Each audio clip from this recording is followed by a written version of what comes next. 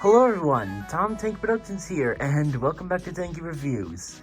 It has been a hot minute since I thought about this particular Japanese merchandise line in the Thomas range. Now, for those who have followed me for about 3 years now, you would know what exactly is behind Tom. And for those who are new to this channel and have never seen my older content, by the way, do not watch those videos, they are cringe, then you might get a sense of idea of what exactly we're going to be looking at today. Speaking of which, today we are going to be re-reviewing the Diapet Thomas. Let's get into it. So, looking at this model of Thomas, it's hard to believe that 3 years ago I did a review on this guy. And that video, it gained a lot amount of views. Now, holding Thomas right now, you can see that there's moving inner workings underneath the chassis, which I think was a very nice idea. The only engines that have this in the Diapet range are Thomas and James.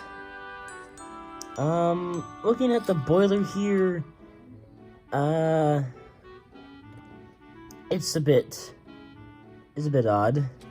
I like the shape of the boiler kind of like shrinks when it gets to the smoke box here. The funnel is pretty tall, as well as the dome. Oh, we have the nicely applied number 1 and nice blue paint. Even got a painted lamp back here, which is pretty nice. We also have, there's also painted buffers, running board, lamp irons, and clear underside so you can see Thomas's inner workings. Something I don't quite like about this model is the fact that the rims of the wheels here are black. Would have been a better idea to paint these gray, I think, to be a bit more accurate to the CGI model, but probably budget costs. There's no paint in between the wheel arch and the tank, surprisingly. Moving on over to the face. It is just bringing me a whole lot of nostalgia from all those years ago. Now, the face is, I think, glued onto the smoke box, like you can't remove it. And also, I'm pretty sure the eyes are a separate piece that's inside the face. I would know this because I may or may not have taken a few of these guys apart back in the day. Cap looks pretty good. I think a boiler band on mine is a bit funky. There we go. Yeah, you can see that. Moving on to the couplings, we can see that they are knuckle couplers, kind of what you would see on American engines. So, pretty interesting.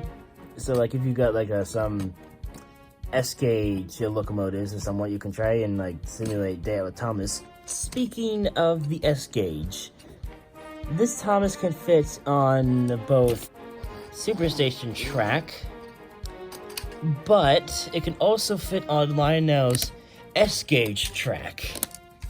Sadly, this is the only piece of track I have. See, it fits perfectly on there. So, I don't know, maybe I'll just try and, maybe I might glue Thomas down onto the base of this as a means for like a statue or a memorial, as to keep buying more Diapet. I don't know. I really need to buy more of this S-gauge track. I've had this stupid fucking piece of curved track for almost 2 years now. But yeah, that's pretty much a Diapet Thomas. So, what are my final thoughts on revisiting the Diapet Thomas? Well, nostalgia really punched me in the gut, didn't it?